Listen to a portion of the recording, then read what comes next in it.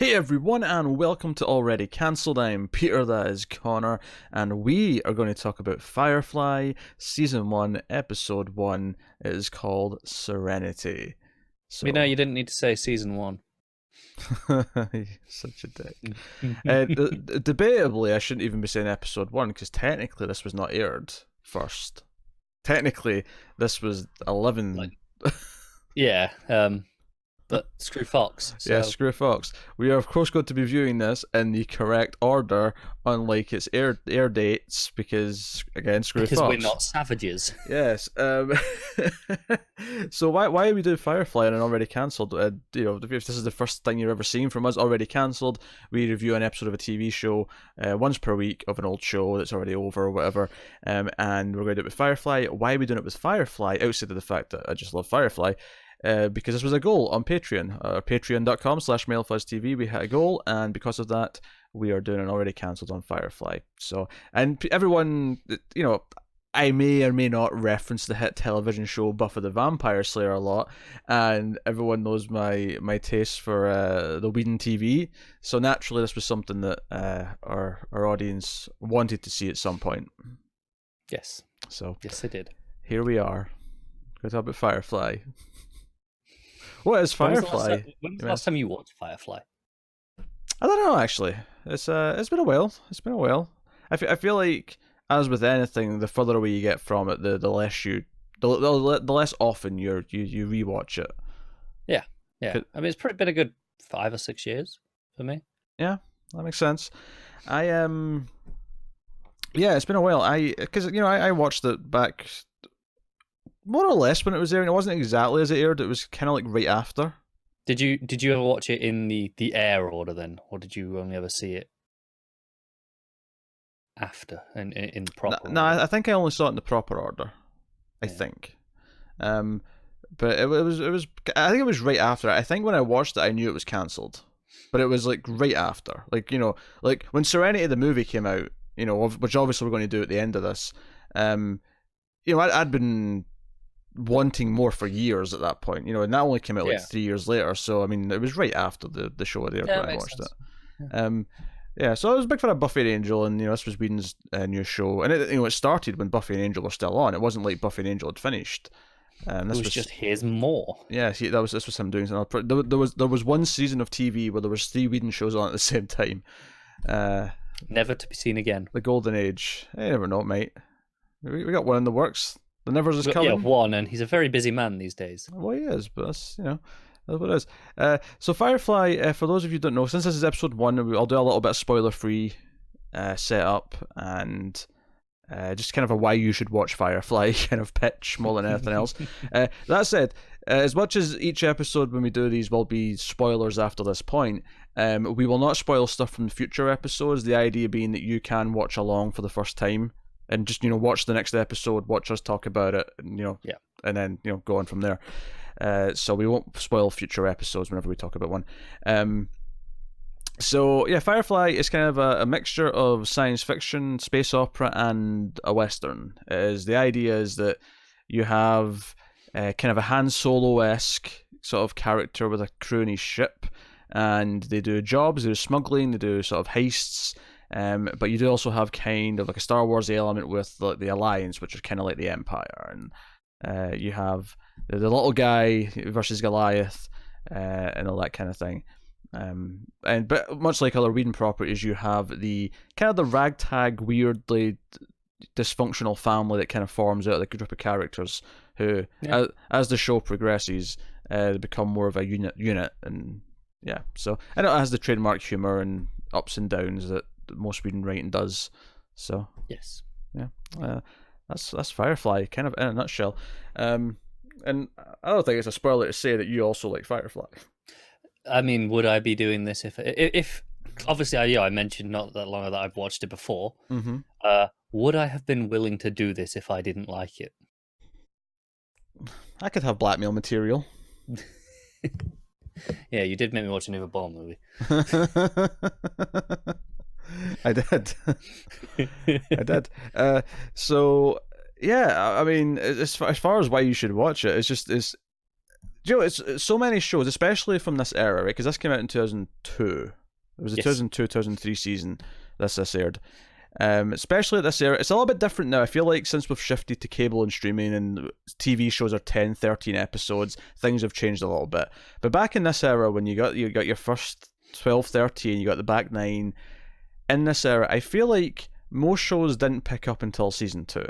You liked season 1 enough that you kept watching, but it was season 2, and Buffy. That was true for Buffy. It was true for Angel, and Angel's a weird one because you think, oh, it's a spin-off. Surely they hit the ground running because it's it's. Yeah, no, it is true. Most things grew into what they were. You got the writers kind of found their groove as they went on. Yeah, they got the hang of their characters and the plots that they wanted to tell. And it stayed true for a while with network TV. I'm thinking of like Fringe and Chuck, which were a little bit later.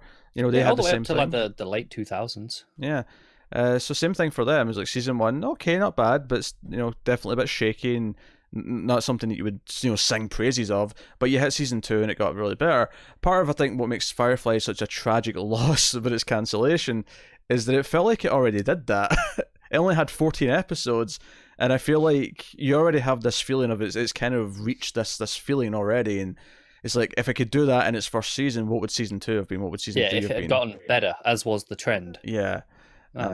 If it got in the full 5 or 7 seasons, whatever was planned, I don't think anything was set in stone necessarily. I think even Buffy at one point was originally only meant to be 5. Yeah, I'm sure there was at least like 3 seasons of ideas. Yeah, because I think at that, especially then, when you went into pitching a show, you had to come with at least a couple of seasons in case they wanted more. I think he did have 5 at least in his head. I'm sure I've heard him say that. And when we talk about Serenity, the movie, when we finally get there, I believe a lot of what's in that movie was the season 2 finale. Like that was, he said that in the commentary track, I believe. It was like, that makes sense. The main big discovery in this movie was the season 2 finale, and that's exciting. It's like, oh, like I'm imagining what the build to where that. next, yeah, and what would have been next, and obviously when we get to the movie, we can talk about.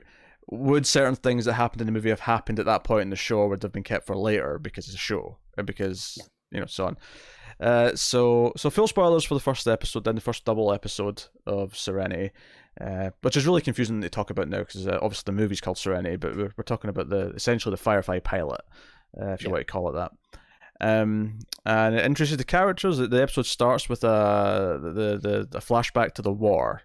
Between the Alliance and the Browncoats. The Browncoats, of course, are what Mal, the captain of her ship, played by Nathan Fillion, and Zoe, who's kind of the second in command. They were in the Browncoats. They were part of that war, the Independents.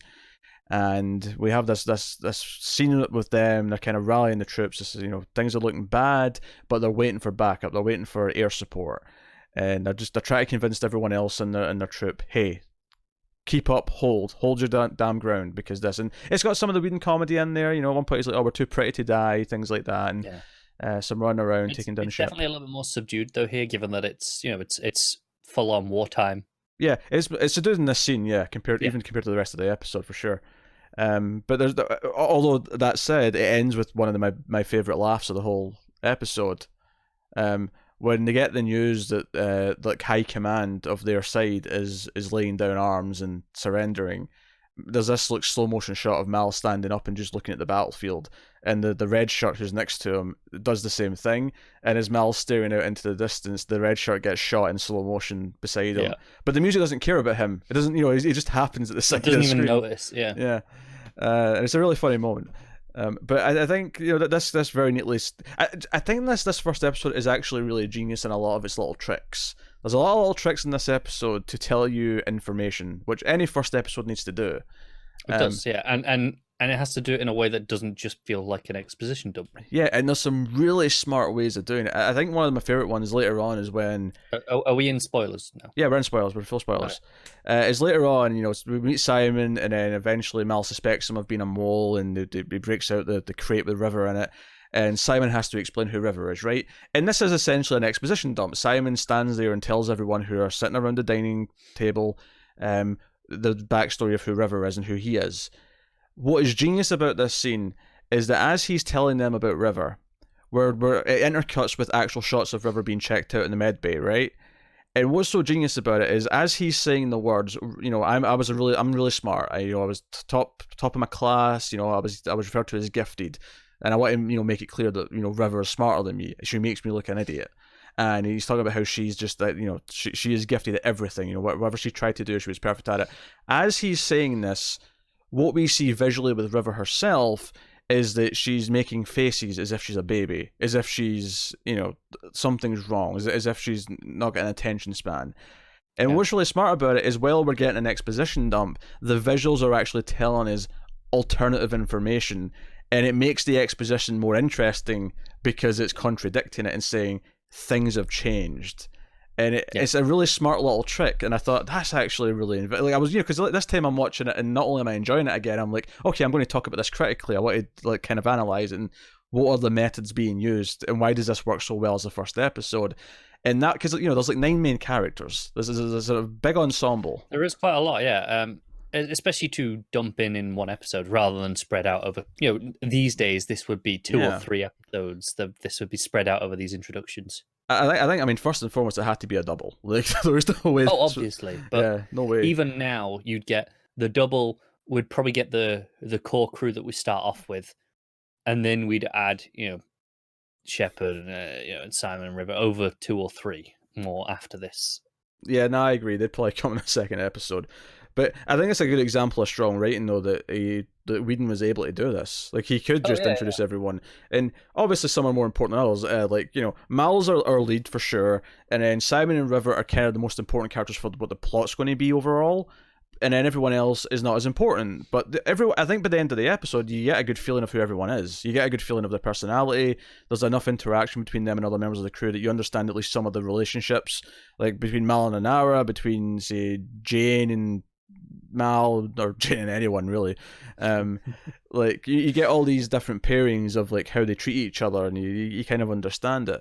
And again, it's used to great effect because later when Kaylee gets shot, and there's a shot where Jane's like outside the med bay, like looking in at her as if he's really concerned, and it's really effective because up until this point in the show, Jane's been a complete dick to her. Like, every single chance he's had, he's belittled her and made fun of her and embarrassed her as best he could. So the fact that he's even concerned when she might die, it's like, okay, he is a complete dick. There's very little redemptive about Jane in this episode, but that one moment, it says how much Kaylee means to the rest of the crew, and she is kind of the heart of the show because she is kind of the most innocent. But it also just gives a little bit of humanity to Jane, just a little bit. So just enough. Yeah, just enough that you don't hate his guts. That, and along with the fact that he doesn't actually betray them. Oh, sure. But as he admits at the end of the episode, it's just because the price wasn't high enough. Yeah. But, there's always, you can read that as he's putting up a front. Oh, right? Sure. He's not because... because of later stories, but yeah. Yes, but it could be read as that. Sure, yeah, it could be. But that, that's part of an arc. Everyone's got an arc, and obviously the main story of Firefly is that Mal, and to an extent Zoe and just kind of whoever, but Mal especially, it's about the fact that he lost his basically what his life was about. He lost what his purpose. His purpose. He lost his purpose. And he didn't even make the choice to lose his purpose. Other people made that choice for him, and it was taken away. And because you see in that flashback at the start that he kisses a cross, he is a religious man in that flashback, and he has lost that. And every interaction he has with Shepherd Book, who's this this religious character obviously throughout this episode, tells us that he is dead set against it now. He does not want to hear him say grace. He will poke and prod at his beliefs every chance he can get. He basically pits Book and Anara against one another for his own amusement at one point. And it is a dick move. Like, Mal is a flawed character. He can be a complete asshole. Yeah, but they do call him out on that. They do call him out on that, and he can be funny when he's being a complete asshole. It's one of the things that often comes up when you're talking about Buffy, and you're talking about Xander especially. Xander is a bit of a dick, and people these days, a lot of people actually hate Xander because they think no one calls him out and he's shit. And to an extent, it's true. When you watch Buffy now, like, he does get away with a lot more of the things that he shouldn't, that you wish people called him out on for. But it also feels realistic because it feels like typical shithead behavior that people get away with when they're teenagers. I think I think this mostly handles about. I think he's called out a lot more. The only time that it kind of bothered me was when it was a visual trick, and it felt less of just a character dig and more of an actual statement. I'm Example? thinking.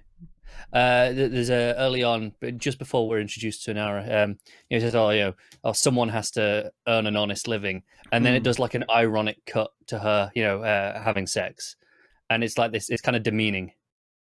Oh, it is. That felt a bit shitty. I mean, he has been a dick. I think from a writing perspective, I mean, no one can call him. Well, I mean, the person he's talking to can call him out on it, I suppose. But the from a writing perspective, though, it's actually a funny cut because it's setting up the idea of what a prostitute is in this world, because we don't understand that yet. No, it is, but the humor is at the expense of her being a prostitute, right? That's what I'm saying is kind of shitty. Oh, sure. I mean, what are you arguing here, though? I'm confused what I'm supposed to be debating. Well, I'm just saying, in terms of the actual, the character mark not aging well in some respects, in that sense, that one stood out. I don't think it's aged perfectly fine. I don't understand your argument here that it's not aged well, because the point is that he's been a dick. Yes, but my point, what I'm saying is, the joke to us isn't that he's being a dick. It's that because it's done through an ironic cut, it's supposed to be, hey, isn't this funny? And it didn't feel like it was him making a joke anymore. It felt like it was the writing trying to make the joke. That makes sense? Not really. 'Cause I think I disagree with this, because I think the point is that you don't expect, because it's telling us information. It's doing something with that ironic cut, right? And Whedon loves his ironic cuts. They're all over Buffy and Angel. Yeah. Yeah, I don't have a problem with this, because to me this is like, it's making a statement about, because I think it tells us a couple of things. It tells us that just because it is kind of considered a classy profession amongst the rich and the elite, not everyone shares that. I mean, Book especially, like, his first interaction with the Nara is very prudish, you might say. It is. I think what I'm saying is, though, the fact that it is an ironic cut at all, the fact that the cut it is supposed to be funny, it's because it assumes that we agree that it's not an honest living, that it is a bit shady and whatnot. That's the implication of that cut. I don't think I agree with that, because this entire show beyond this point tries to disprove that. So I don't think I agree that the point of this cut. I think the point of this cut is that that's your expectation, but the point of the character and the part of her theme in the show is to kind of disapprove that. So no, I think it's better as the show goes on. Don't get me wrong, but that one really stood out to me. I disagree that it's not aged well, though, because I think that the point that it's making is there to be advanced upon later. All right. I don't think the humor is actually misplaced here in any way. But yeah, so anyway, an hour's interesting character. Obviously, that's a big part of the mythology we learn in this episode, is that companionship is what they call it. Although Mal's still throwing the word whore around as much as he possibly can. Yeah. Is this seen as this high class profession, and she has this meeting with this guy who like kind of falls for her and like, would you like to come away? But the second she refuses, and very politely, might I add, she's not like mean about it or anything like that. She's very subtle, or not subtle, delicate. Delicate's the word I'm looking for. She's very delicate in how she handles it. He immediately makes a dig. He immediately says something about paying for her time. He tries to demean her immediately. And it's kind of this thing of like, it's supposed to be accepted, but as soon as it's inconvenient for them, or they feel like they want to belittle her, they'll use it. So it's kind of like poking at the hypocrisy, even in this society where it's supposed to be something that's accepted, and it's supposed to be seen as something that's higher class.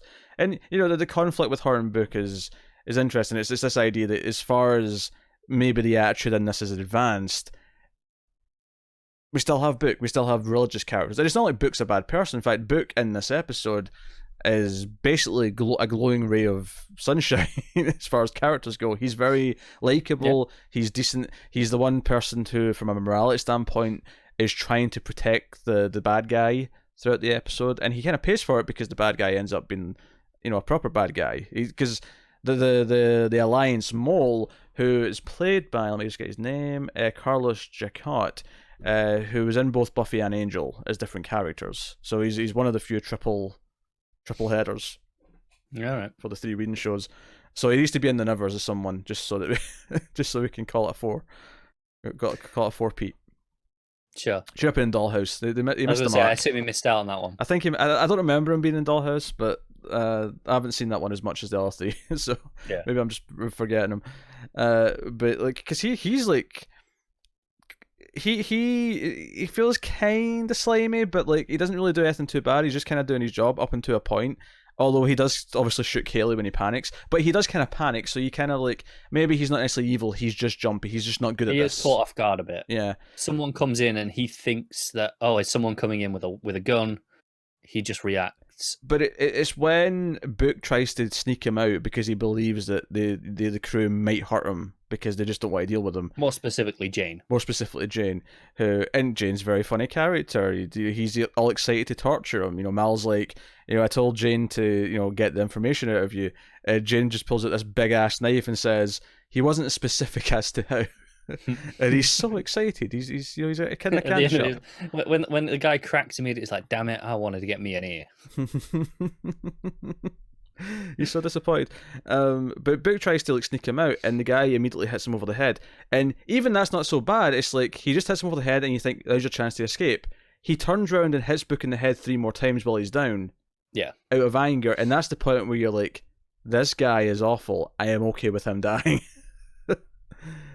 He is completely out for himself, and I think that's kind of neat because I think what he represents is, because we don't get a lot of the Alliance themselves. We get a little bit of a command ship towards the start, but this character's kind of like, here's the Alliance. He's supposed to be the lawman. He's supposed to be looking out for everyone, but he's clearly just there for himself, and he. I think his actions and his abrasiveness and how he handles things is kind of representative of the Alliance as a whole, to kind of give us a sense of why Mal and Zoe were fighting them, why it was a war, why they don't want this central control that they are operating. So I think that's really neat in terms of building the world. And that's nice because it's not straight exposition. It's just, here's an example that's kind of subtle, but he kind of stands in for that as a whole, as an idea. Yeah, definitely. And that really works. We're still talking characters here. As obviously Book's got a very interesting past, which we'll sort of tease at as the show goes on. But I think from this first episode, it shows how immediately capable he is. He's very capable, yeah, because he disarms. What's the Alliance dude's name? I never mentioned that, did we? Lawrence Dodson or Dobson. Yeah, that doesn't matter. That dude, the dude who was in Buffy and Angel. Yeah, he disarms him, and he strikes him in the throat, and then he turns around and says, "No, Jane, he's not a threat anymore. I've dealt with it." Because Jane wanted to kill him, obviously. So we get that he's capable, and the way he gets upset that he couldn't save him, right? Because one of my favorite laughs of the episode is that Will's Mal and that are off the ship, and they're dealing with the deal to get paid. Alliance dude ends up grabbing River. There's a bit of a standoff with Simon, and it's this sort of tense thing where he's got River and he's got the gun to her head, and Mal, when he walks on the ship, just takes his gun out and shoots him in the head. And it's funny, not because of that moment itself, but because of all episode. It's been established as we can't kill this guy, and it's all episode of what we're gonna do, back and forth. Well, it's funny for both reasons, because it's funny that they're in the standoff, and it's like, oh, what's going to happen, and Mal just does it, without even thinking about it. It's funny on its own, and then it's also funny when you add the subtext to it of the all episode. And Book sees this happen, and he goes to Anara, and he actually seeks consolation from Anara, where he's like, hey, I tried to save that guy. I watched the captain shoot him, and I'm not even sure it was wrong to do so. And he starts crying. Watching it this time, I felt like, even in this first episode, I think you get the sense that Book is atoning for some sort of past. I don't know, you don't know what it is. You can't go any more specific than that. But the way he kind of breaks down, like he's trying to be better than he used to be, but clearly he's struggling and he's not quite handling it. Yeah, definitely. And when Anara says maybe you're in the right place, it's kind of like, yeah, it's like everyone here's kind of trying to like change or trying to Yeah, atone for the like you say, past. we know so little about him at this, but the front is this good religious man, but let's say he's very capable of disarming it. He clearly knows a lot about ships. He knows a lot, but yeah, he talks about how he used to fly an old, because the Firefly class that they're on this ship is not used anymore. It's old, but he's been on an even older model that didn't have the extenders. I think he said, and it tended to shake. And when we're introducing, he's wandering around just looking at which ship looks the nicest. Like which one do I want? Not nicest per se, but most interesting. Yeah, I think, and not nicest. I think from Book's perspective, he's like, what will be the most interesting journey? Which one will take me through a ride? As I suppose, if you want to put it that way. And that takes us to kind of Kaylee, I guess, because Kaylee's like, hey, you're going to ride with us, and she's very confident, but she's very cheery. It's funny because I think there's an obvious comparison to Willow from Buffy, but the difference with her and Willow is that Willow was not confident at all. She was so shy. I was going to say they're both the bright spark. Yeah. But it's the confidence that really differentiates them. Yeah, she's very, very confident. She loves engines. She loves ships. And there's a neat little thing here again, a little bit of world building where he's got some cash, but he's like, "Hey, I've also got this," and you don't see what it is at first in the box. It's this mysterious box. Yeah. Like, what and is she's it? like, "Oh, Grandpa." She keeps it for herself. Yeah, and he's like, "I never married," and that's like a callback to another joke when we first saw him. And it turns out it's strawberries. The idea that like fresh food and fruit, specifically maybe, is such a hard thing to come by. And it's actually really neat. I think it is on these outer worlds, based on the, we talk a lot about with the Alliance how they'll terraform a world so it's habitable and then just drop people down on there with basic supplies and go right, off you go. Whereas maybe in the center of the more established systems, they have greenhouses. They have proper systems where these are grown quite easily. But for these guys on the fringes, this is a real luxury. And perhaps a neat thing here is that as this happens, you don't necessarily realise this till later because you don't see the strawberry till later, but right around the time where Kaylee sees this box, we see Badger, who's got an apple on his desk. He's got this really fancy apple peeler on his desk. And I always notice it because it's got this really thing where it kind of goes around it. Yeah, the spiral. It's got like a spiral sort of thing, yeah. Yeah. And I always notice it, but it's just a neat idea to separate Badger, to say that Badger lives closer to the center, or at least in a shadier way has some wealth. Yes. If not, because obviously, because there's some jokes here about it being a very classy man with his hat. Which, by the way, Mark Sheppard looking very young in this scene, but delightful to see him. So Kaylee's obviously Kaylee gets shot. We talked about how she's kind of the heart of the ship, and everyone seemed to care that she was going to die. I think that leads us to Simon, because Simon. And interestingly here, because Simon and Kaylee, there's clearly like an attraction immediately, which leads to Jane cracking his joke at the table. We'll talk about Jane in a minute, but he's willing to let her die. He basically bargains to say, "I'm a doctor, I can save her, but you have to run from the Alliance. You can't let them board this ship and take me and my cargo." And it's after he does patch her up, because he. In fact, one of the things I love about this scene for Mal is that Simon, Mal's like, don't you dare like bargain with me on my ship. And then at one point, Anara steps in and says, "Do what he says, Mal. We need to save Kaylee." He's like, "Don't you tell me what to do in my ship." And he doesn't finish the sentence because before he finishes the sentence, Kaylee kind of like murmurs something, right? I don't even remember what she said. It's just she makes a noise. She cries in pain, and Mal shuts up, and then decides to do what he's asking, and. I like this thing that Mal is putting on this front. He always has to show that he's strong. But the second that he's reminded of the pain that Kaylee's in, it's like, okay, we'll do this. And of course, as soon as she has been worked on, he immediately goes and opens a cargo, and that's how we meet River. And again, it's very neat, because, Mal Evans even says a line of dialogue. He says, "Let's see what a man like you would kill for." And because, thinking of Simon, he doesn't seem like a character who would want to kill anyone, especially someone like Kaylee. So it sets up that this is really important to him, whatever this is. And then we find out it's his sister, because, immediately...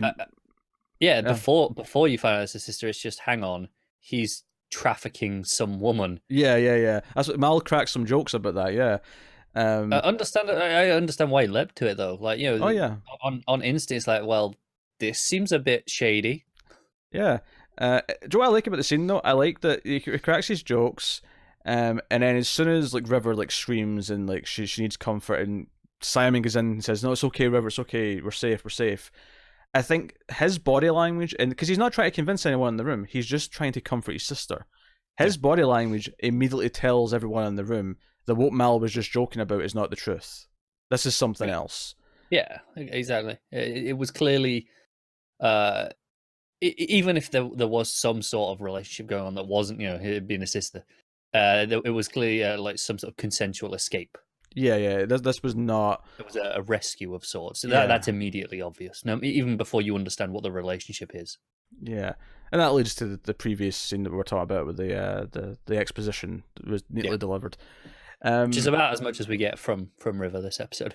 Yeah. I mean, we don't have to go too much into River, but we hear that she sent out like a code saying that they were hurting her brain. They're hurting us.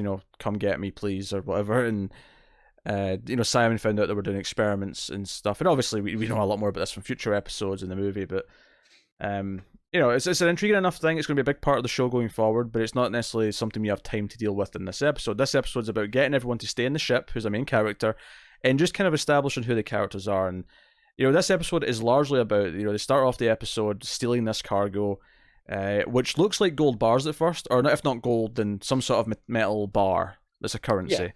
Yeah. But it turns out that it's food, and I think even that little revelation later on is kind of just a neat little trick to show this is what's valuable. And the idea of, what was it, 1 bar feeds a family for a month or something like that? Yeah, because it's like densely packed, like, nutritious. Yeah. It's almost like one bite, like one small bite will do you nutrition-wise for a day. Obviously, it won't make you feel better. You'll still want food, but it's for survivability's sake.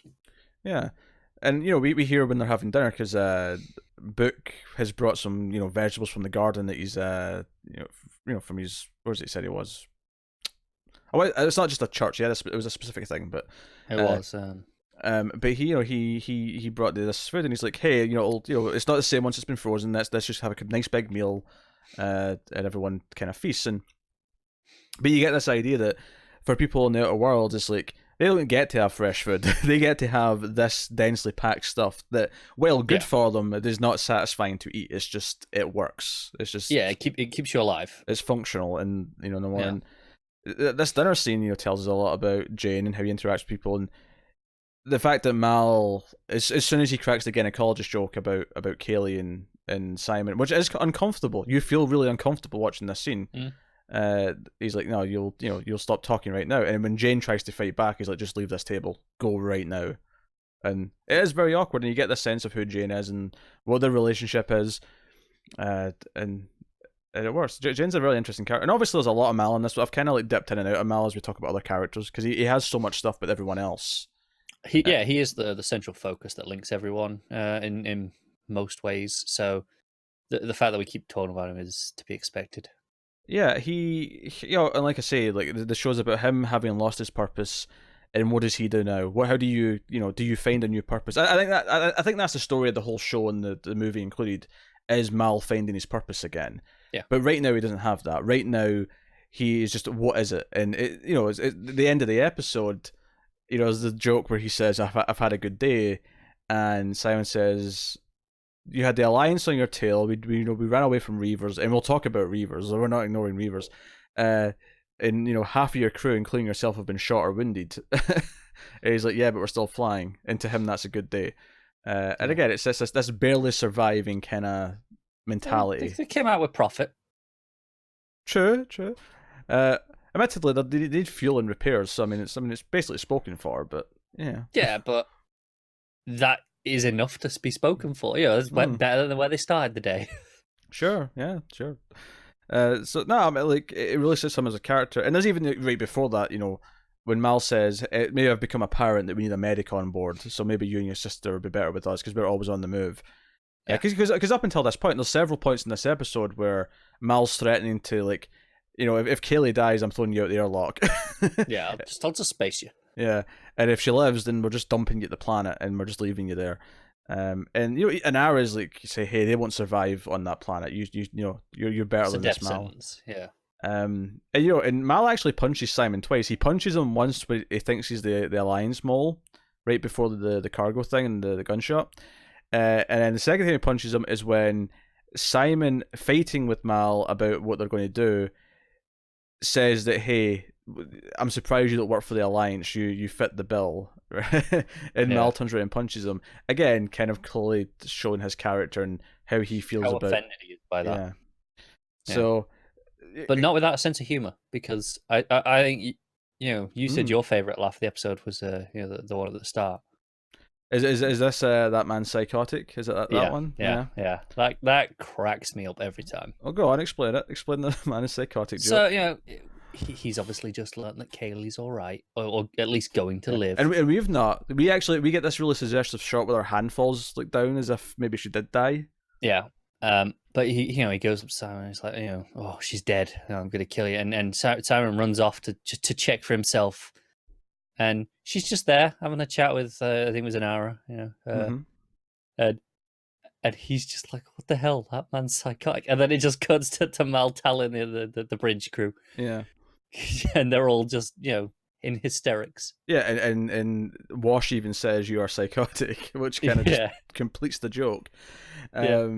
No, it's really good. It shows that he's got a sense of humor. And just to go back to that scene where it looks like Kaylee might have died. Before that happens, she's talking to Mal and she's really soft spoken, but she's smiling the entire time. And she's like, "Hey, he don't blame him. He wasn't going to let me die. Yeah, he was trying to talk big because of what he needed to happen, but don't forgive him." And it's almost even if she believed he was going to do it, forgive him. Don't let this eat away at you. Right. And it's kind of like. And it's almost like a message for Mal for the entire war is don't let it eat away at you. Let's just move on. This idea of forgiveness and mercy. And it makes it play as like a hazing practical joke style thing, right? Because it's kind of good natured. There's none of this joking while she's in danger, but the minute that she's all right, it's like, yeah, sure, jokes are out. Yeah. So no, it's a really neat trick, and I'm just going to move this cat because he's getting my nerves. No, it works really well, and for every single time Mal's kind of a dick, there's something else that makes him really likable, or makes him. You can see that he's really reluctant. He's got a lot of issues, but he kind of has a heart of gold in there somewhere. He likes to think that he doesn't, but as Kaylee keeps saying when she's out of it, and she's just kind of smiling, she's like, "You're a good man," and she's like, "No, I'm a really bad man. I'm a bad old man," and she's like, "No, you're not. You're a good man." And it's that it's the idea of she believes in him, and there's a lot of heart in there, and it's for as much as he can be kind of a dick, Jane can be even more of a dick. There's moments of the heart, and it always comes through and makes them very endearing. But it gives you an arc as well because he is kind of a dick about a lot of things, and he has growth to have and growth to be made. So, so no, really, really, really heartwarming in that sense. I mentioned Wash. We talked about Wash and Zoe, who are married. Wash is the pilot. We Zoe, talked about them as a pair. Yeah, Zoe, of course, is the second in command because she fought with Mal in the war. And in fact, one of my favorite little jokes in this episode is Wash is asking Zoe that after they get paid for the job, they should get some time off, and they're talking about, let's go and find a nice hotel, we can bathe, and there's all this nice thing, and he gets frustrated because she says, I'll ask the captain if it's okay, and he's like, let's ask the captain for permission, let's just tell him we need time off, and I'm just the husband, and she says, look, I'll talk to the captain, and he turns around and says, make sure you call him sir, he likes that, and Mal walks in the scene and says, what's this about me? And she's like, oh, nothing, sir. And when she says sir, you can just see Wash at the side go, sir. Yeah, it's like, you're doing good. It cracks me up. Wash has a great introduction as well. He does. In fact, I have a T-shirt based on his introduction scene. I bet you do. I do. Because he's playing with toy dinosaurs, and he's doing the now infamous, we shall call this our land. It's like, how about we call it your grave? Curse your sudden but inevitable betrayal. Because it's a T-Rex and I think it was a Stegosaurus. I believe it was call it this land, not our land. But I'll let you off. I was getting the curse your sudden not the important part. Yeah. I agree. Curse your sudden but inevitable betrayal is the important part of the scene. It is. But yeah, so he's very likable right away. Small goof actually in this first episode towards the end. There's a scene where Wash is kind of just pretending to hold a stick in front of him, but it's not actually there. Because it wasn't there on the set yet, so he just kind of mimed it. And he didn't think anything of it when they were shooting, because he just assumed they wouldn't use that part of the shot. And they did. They did, yeah. But yeah, I'll be honest, I never noticed it until he mentioned it on the commentary. See, I've never noticed it, but I'll notice it now. Yeah, you don't notice it. In fact, one of the other things I liked from the extras is at one point he said he wanted to try and make it feel like he was doing similar things whenever he was flying, so that it felt like there was like rules as to what he was doing. So he'd always like flip the same 3 switches, after they took off or whatever or something like that. And I was like, yeah, I always noticed him doing that. It's the kind of thing where like you could feel like he's just doing random things. Where it's like, no, if you're driving a car, you always do the same thing every time you start and end. Yeah. So that makes sense. Yeah, and Wash is kind of Zoe's kind of a badass and very much the second in command and all that. So no, they have a very interesting relationship that we see develop throughout the show as well. Who's left character wise that we've not talked about? Anyone? I think that's all the main characters. Sorry, I think we've done everyone, haven't we? Yeah, I think so. Yeah, and obviously they're all going to be expanded upon, but it's a very interesting mix, and they're all kind of, or at least most of them are broken in some way. Yeah. And you can tell this is kind of about survival and finding family, and there's themes that Whedon deals with a lot, but it kind of works here in a way that just like it clicks so quickly. And I think this, compare it to Buffy and Angel, the 2 previous shows, I think, and even Dollhouse, the one that came after, this is easily, I think, the best premiere of all those shows. Without doubt, yeah. Welcome to Hellmouth and City of from Angel, like neither of those compare to this in terms of first episodes. No, they're both fine. Yeah, they've got nowhere near the strength of this does for sure. This is a really, really tight first episode. So let's talk about Reavers. Reavers are, if you insist, is a concept that's introduced in this episode. They're mentioned early on. Reaver territory is mentioned when Mal and Zoe are talking about some of their old potential buyers before they get to. Posh old Simon thinks they're just a myth. Yeah. Because there's a whole running joke, of course. They're going to. Oh god, I forgot her name. The one who shot him. Begins with a P. Sure, it does. You're thinking of the planet Persephone. I am, yeah. Yeah. But they keep saying, "Oh, it's like, didn't she shoot you?" It's like, she did a bit. Everyone's making a fuss. I like all those jokes, but yeah. So we hear it there, and then later on, we actually do have an encounter with a Reaver ship, where like, hey, that's a Reaver ship. We have to hope they pass us and don't want it to deal with us. Otherwise, they're going to rape us to death, clothes out of our skin, and eat us. Like it was like really, just the rape worst as well. I believe was in the rape to death. That was the first thing I said. Oh. I didn't hear the rape part. You must cut out. So. Yeah, so we get this like really horrific sort of thing. We don't see them in this episode. We just kind of hear about them. We see the ship, and the ship's kind of intimidating on its own. I think if there's anything in the episode that feels a little bit kind of piloty to me, it's the need to introduce the Reavers in the first episode. I don't know if they needed to do that. No, I agree with that. It makes for a nice set piece escape, but other than that, it doesn't add much. And there's already tensions are pretty high anyway at that point. Yeah, I think I was feeling when it's just like, we have to like hope this passes by. That felt a little bit pointless to me watching it this time. Admittedly, I do think the ending where they show up again and we do get the big set piece of them leaving. I'm like, okay, that kind of justified it a lot more actually, because it was like, here's what we can do in the ship. Here's what we can do in terms of ship excitement. It's weird because obviously, which even that I don't think we needed in this episode. Not necessarily, but. I think it has a purpose overall, at least. Oh, absolutely. Once you get to the end, but the first scene definitely felt redundant to a degree. I wouldn't necessarily redundant, just not needed here. Unnecessary. Yeah, I mean it's not redundant because we need to learn about these things for later, but because there's like there's an episode coming up, like 2 episodes time, we're going to have an episode that entirely focuses on Reavers. So.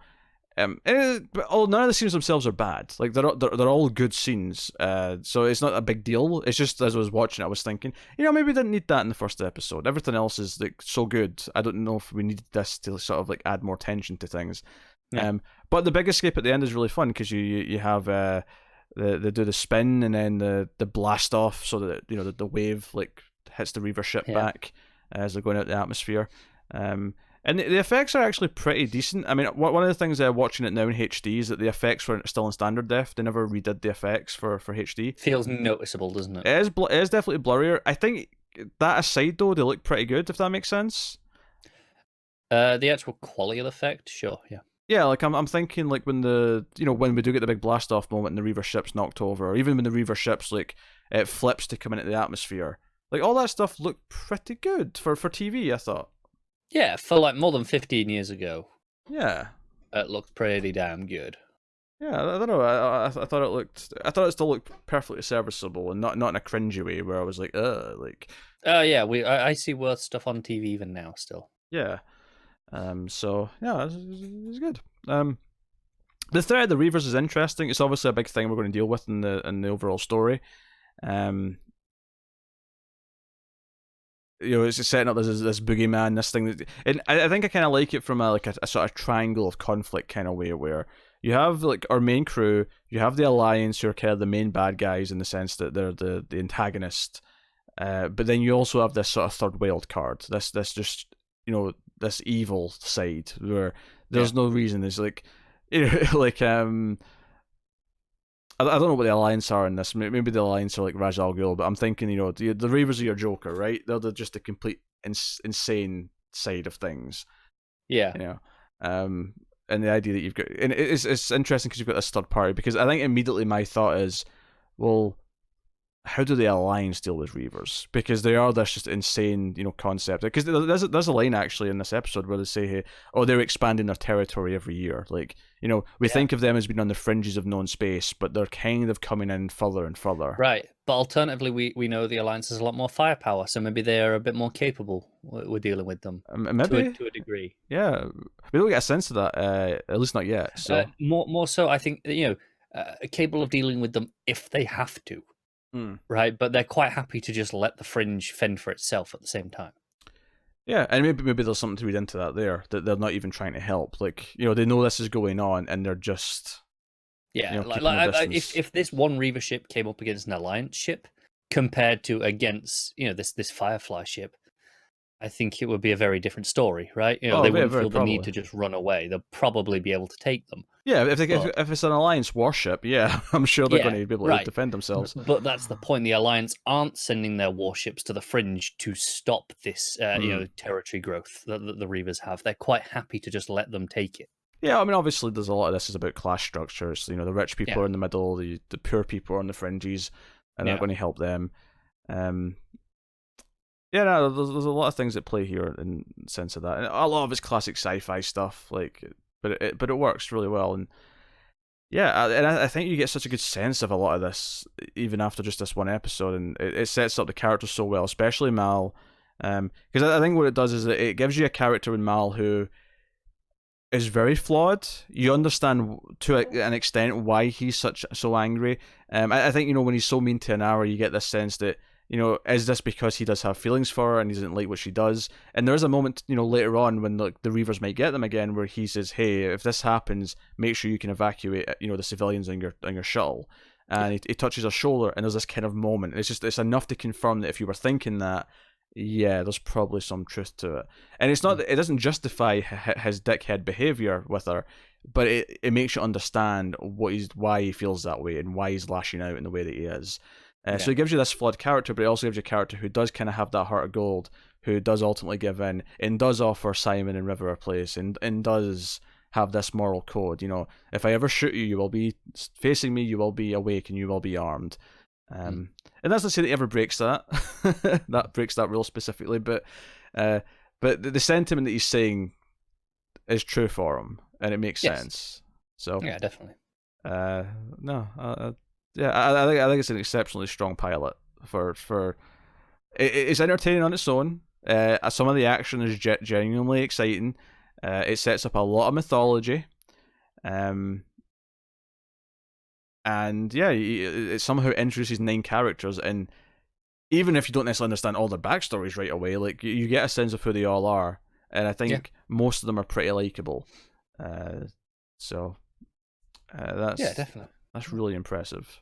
I think Zoe maybe comes off the worst. The worst? In terms of the she almost comes off as being a little bland by being okay. She's the badass one. Okay, sure. You know, like it's the one trait, and it's such a all right. Okay, it's arguably the least interesting trait out of all of them. Yeah, in many ways she's the straight man, because even Mal kind of like she's kind of there to be the seriously Mal kind of character, but she doesn't. Obviously, she never says it in that sort of disrespect. She'll say something like, "Are you sure about that? Sorry," or like but she's always there to kind of voice the like voice of reason. Yeah, really, we're doing that, Mal. You know, because in fact, one of my favorite lines that she has in this episode is after she gets shot, and she's wearing a vest, she's wearing armor, so she doesn't, die or anything. But she's on the ground and she uses her shotgun while she's still lying down. It's a really cool shot. Some nice cinematography in this actually for a network show. She, after they're getting shot at, and Mal's like, maybe this wasn't such a good idea. You might have been right, Zoe. She's like, thanks for saying so, sir. Yeah, it's just got that just enough of a tinge of like. Yeah. Yeah, you talk about this intro. I love when it plays up the Western elements, where they're riding out on horses, and you got the music going, and it's proper like Western themes. Yeah, it feels unlike what you would expect on network TV. It totally does. Those shots. So when Mal and Zoe first start firing, there's this great shot of the camera kind of going from left to right. It's like a crab in front of them. If you don't know what a crab is, a crab in filmmaking terminology is when the camera is essentially on a track or a dolly going, one side to the other, but the camera is actually changing its angle to always point in at the middle. So in this case, Mal and Zoe are the focus, right? So the camera will be sort of going like that, but obviously the audio people don't see what I'm doing right now, but the idea is that the camera's always tilting, or not tilting, pivoting to see the focus, right? Yeah. So you get this feeling of moving around, but always looking at motion, the center. but you're still focused on the same thing. Yeah. But it has that shot as they're pulling out their guns, and it's a really sort of epic little moment. And there's some fun stuff like that. I remember reading on the commentary actually. There's a shot. Just when Mal says Kaylee's dead to Simon to set up the joke, during that scene there's a point where they're standing at either end of the walkway above the cargo hold, and this was right around the time where network TV wanted to put everything out in 4:3. Yeah, Whedon framed this shot so they couldn't possibly cut it, like crop it. He intentionally framed some of the shots so that you could just not do it to make sure they aired it in widescreen. That's one way of doing it. Which I appreciate. That's really good. Yes. Yeah. Except no substitutes. Slightly off topic here. Yeah. But watching this again now tells me for sure you'd really like Cowboy Bebop. Ah, shut up. I don't want to hear this. I don't want to hear it. No, I know. But I'd forgotten just how similar the feel is, having not seen this in a few years. Mm-hmm. Yeah. All right, whatever. Going on the list. No, it's not. Sense a new Patreon goal. Well, I'm the one who makes the goals, so good luck convincing me. The people will demand. Sometimes the people don't know what's good for them. Yeah, I mean that's technically true, but not in this case. Yeah. You mentioned the music. The music's really good, actually. There's a lot of some great guitar stuff going on at times. But also, what's the other main thing that we get? A lot of strings. I mean, obviously the guitars are strings, but you know what I mean, like more. It's folk fiddle. Yeah. There's a lot of that going on. And it fits the show quite a bit. And it does kind of like veer into more traditional score at times as well. And I'm thinking mainly of stuff from later episodes, but it kind of it'll dip in and out of that as much as it needs. As needs be. But it is like a really core thing. Another bit of the mythology we need to talk about is the fact that every so often they'll swear in Mandarin.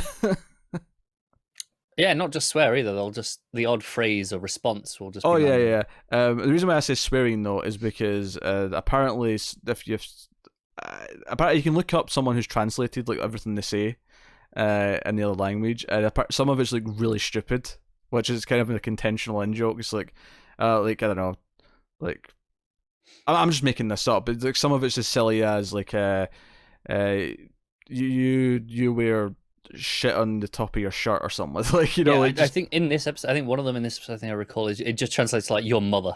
yeah. Some of it's really weird, but obviously they can swear in the language because it gets around because no one's censoring it because it's not in English. So it's just It's really more funny. just about the tone and intent rather than what they're actually saying. Oh, absolutely.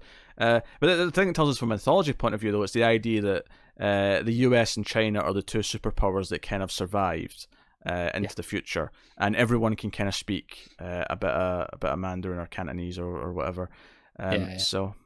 So that's a really interesting little bit. They never explain in this episode. They just every so often they'll just say something. Yeah, and it's kind of neat. But that's very much where the intent comes from. it's a logical extrapolation given how many people speak Mandarin anyway. It's often referred to as it's always on the cusp of being the next global language, isn't it? So it makes sense to just extrapolate from there and go, yeah, let's just make that universal. Yeah, it's interesting. And then, of course, the other stuff, we mentioned the Alliance, and we get a hint of what they're doing to River.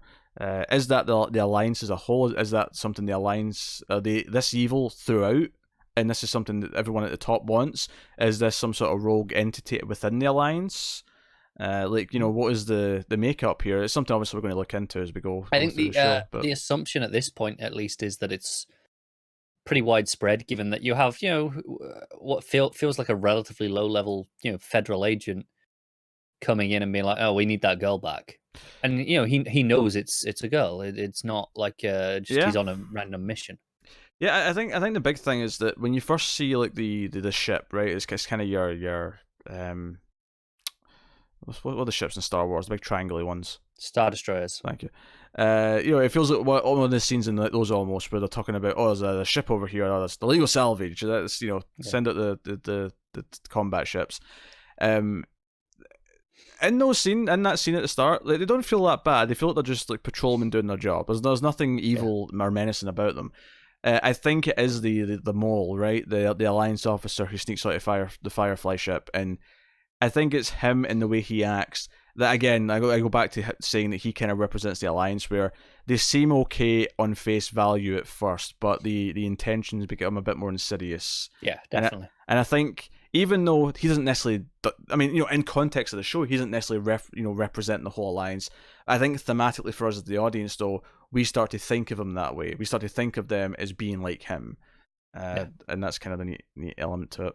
But no, there's so many neat little tricks in the episode to get these character beats across that work really well, especially for Mal. There's so many little moments for him where Mal has a lot. The way he reacts to someone, the way he'll crack a joke about something, it tells you something about him. It fills in these extra elements to his story about how he feels about the war, about the Alliance, about religion, about all these different things. And and I like that he's got a relationship with a lot of the characters on the ship already. You get that he really cares for Kaylee. You get that he does care for Inara, but it's a very strained relationship. You get all these different things, and I am excited about doing more of these and watching the rest of the show and getting to the end and talking about Serenity. Yep. I will say, watching it again and loving it again, there is kind of this bittersweet of God damn it! Again, Fox. No more. Yeah. How dare you, bastards? Yeah, at least you got a comic going on right now. That's true. Comics happening. Comics pretty good. But yeah.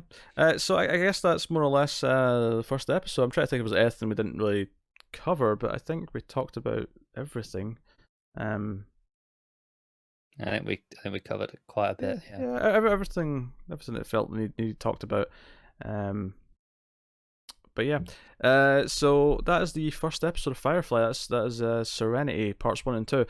So if you want to, of course, tell us what you think of the first episode in the comments, please do. For the sake of anyone who's new to the show, I would ask that you don't spoil future episodes or the movie, so that people who do want to watch these discussions after each individual episode can do so and do it safely and join the conversation. Part of the fun actually with these shows is us doing these kind of maybe inspires a few people to usually follow along. Yeah, people who have always had it on their radar but never got around to it. Yeah, it's a good excuse to do so. So So by all means, keep it clean in the spoilers and in the comments. So. Let us know what you think of the episode. You can like and subscribe. You can, of course, support us on Patreon at patreon.com/MailFuzzTV, where you can support us for as little as $1 per month. And for that $1, you'll get these Firefly discussions a week early whilst they're going up. Yeah. And maybe hit a new goal to get Cowboy Bebop. Maybe hit some new goals, but not that. You can also get some bonus content and all stuff, and so we'll have a look-see. We have shirts and stuff on for sale over at Spreadshirt. You can get links to the US and UK stores in the description. And otherwise, that is us, though. So thank you very much. If you like us talk about sci-fi, we've got a sci-fi movie podcast called The Ace, The Atomic Cinema Experiment. You can check out that. Me and Connor every week do classic episode discussions just like this for Star Trek. We did the whole of the original series. We're working our way through the Next Generation right now. So if you want to check out those, they're all on the YouTube page, obviously, MailFuzz TV. If you want links to the audio feeds, go to the Patreon that I mentioned, because there's a nice handy list of all the different feeds on the top post on Patreon. But otherwise, that is us. So thank you once again for watching or listening. We always appreciate it. Keep watching TV. And I never thought of an outro specifically for Firefly, but I feel like I should have one. You should, and I'm kind of ashamed for you that you don't. I see. The problem is that there's so much temptation to take a quote from a later episode or for the movie, right? Because there's some really key quotes. Yeah, from later on. That would be a dick move. That'd be a dick move. So I really have to pick something from the first episode, so I'm not spoiling anything for later. Maybe something with Garam in it. Which is in the first scene, by the way. They break out the word Garam, very early on. It's pretty early, yeah. Yeah. It just feels so natural. I think that's part. That's the key thing in making up a swear word for a sci-fi show. Is just, as long as it sounds natural, that's fine. People say frack. People say Garam. What could I use? Maybe you need to think on it for next time. No, I'll go with the obvious one. Let's just go with the obvious one. Keep watching TV, guys, and curse your sudden but inevitable betrayal.